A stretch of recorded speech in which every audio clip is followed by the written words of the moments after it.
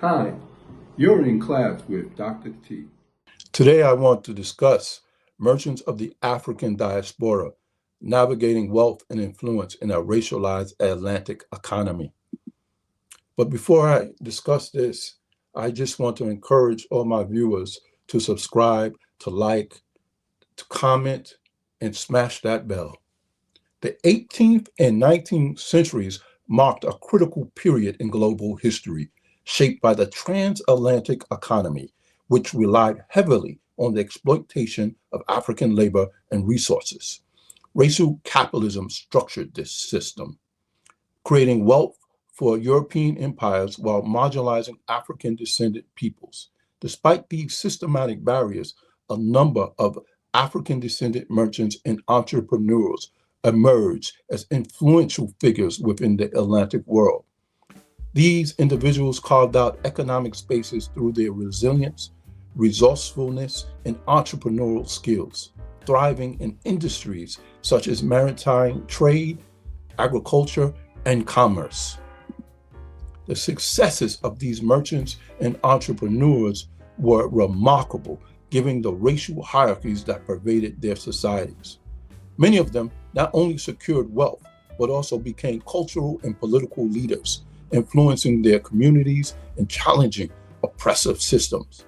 However, their lives were often complex, as some operated and participated within exploitative systems, in some cases even owning slaves within the transatlantic slave trade, while others sought to dismantle these systems through their activism.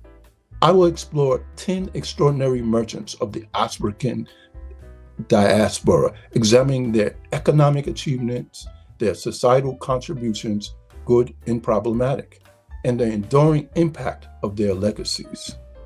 Paul Cuff, the son of an African father and indigenous mother, was a self-taught mariner who became one of the wealthiest African Americans of his time.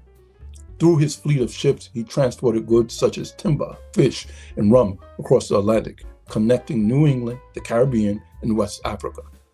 Cuff's success allowed him to acquire land and advocate for Black self-determination, leading resettlement efforts for freed African Americans in Sierra Leone, despite systematic racism restricting Black participation in trade. Coffee used his wealth to push for equality and uplift, as they said, in his community. Chica da Silva, born into slavery in Brazil, gained freedom through her relationship with João Fernandes de Oliveira, a Portuguese diamond merchant. Together, they amassed wealth through the diamond trade and miniature rice, which supplied European markets. Chica used her resources to purchase property, enslaved labor, and urban assets, becoming a prominent figure in colonial elite society. She also funded public works projects such as a community fountain, solidifying her influence. Despite her personal success, Da Silva worked and participated within an oppressive system.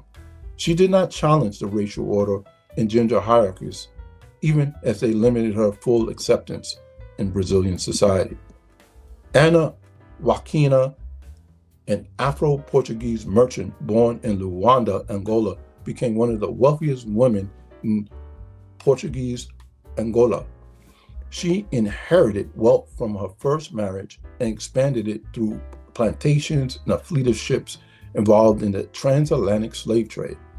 Joaquina was also a patron of Luanda's Catholic Church, using her wealth to gain social influence. Her success reflects the opportunities for economic agency within colonial hierarchies, even as her participation in the slave trade underscores the moral complexities of the Atlantic economy.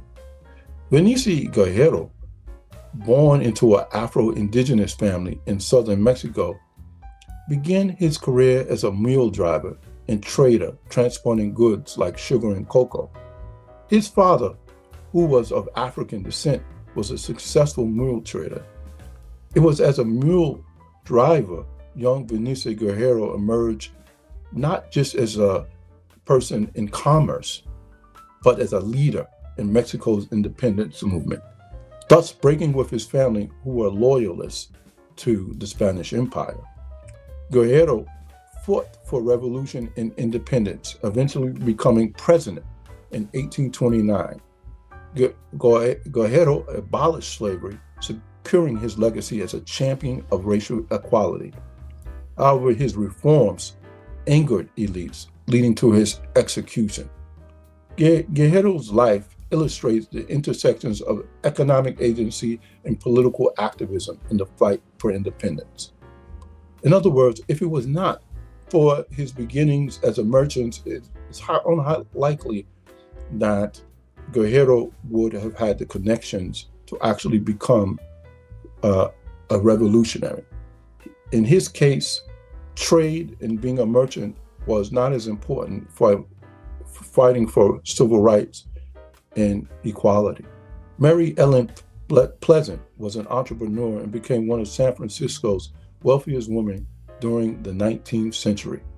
Born enslaved in Georgia, she gained freedom and built a fortune through investments in restaurants, laundries, and boarding houses during the gold rush era. Transitioning into real estate, Pleasant amassed significant wealth while navigating systematic racism. She used her fortune to support abolitionist causes, including funding John Brown's insurrection against slavery on Harper's Ferry and fought for Black civil rights. Her business success and activism cemented her legacy in California's history. Olaudah Iguano, also known as Gustavus Vasa, overcame enslavement to become a successful merchant and abolitionist. He traded goods such as sugar and rum and earned additional income from his autobiography.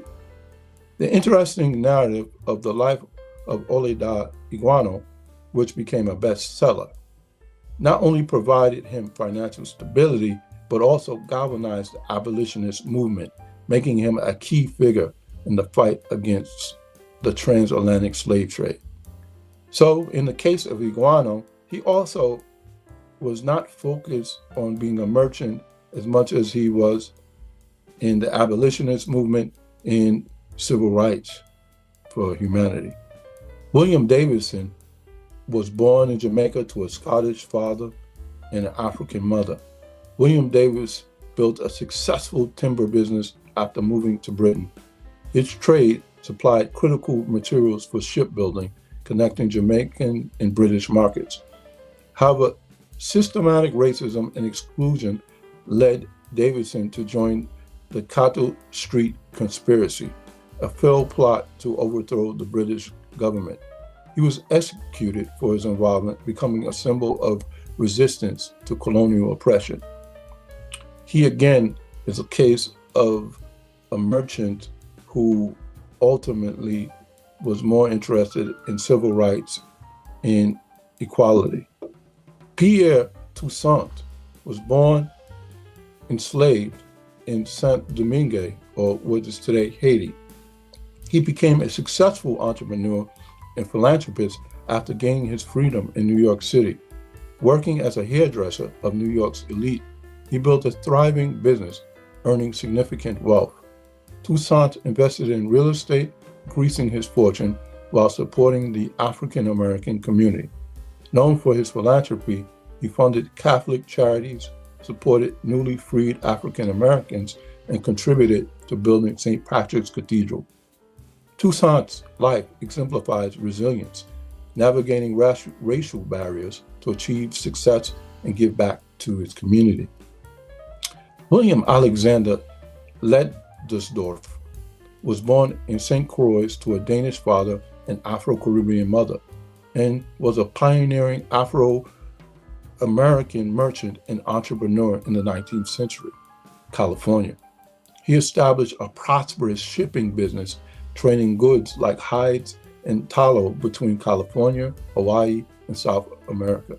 He also owned a 35,000-acre ranch where he cultivated agriculture and livestock, further cementing his economic influence. Settling in San Francisco, he built the city's first hotel and contributed to its development as a commercial hub. His merchant ventures made him one of California's wealthiest figures. Madame Ifonroy Tenoubi, a Yoruba merchant, initially gained wealth through the transatlantic slave trade before transitioning to palm oils, textiles, and firearms. She became one of West Africa's most influential women, using her wealth to resist British colonial policies and advocate for Yoruba sovereignty. Tinubu's leadership and adaptability secured her legacy, even as her involvement in the slave trade remains controversial. In conclusion, the merchants and entrepreneurs of the African diaspora were trailblazers who navigated systematic racism and colonial oppression to achieve economic success and influence. Their lives underscore the complexities of operating with an exploitive system while thriving to uplift their communities. Through trade, political activism, and cultural preservation, these figures often reshaped their societies and left enduring legacies. Their stories remind us of the resilience, resourcefulness, and innovation of the African diaspora in the face of systematic injustice. In many cases, their fight was for civil rights and freedom. They went about it in many different ways. Some did not do well at the end of history or today's history. But all of these figures are very interesting.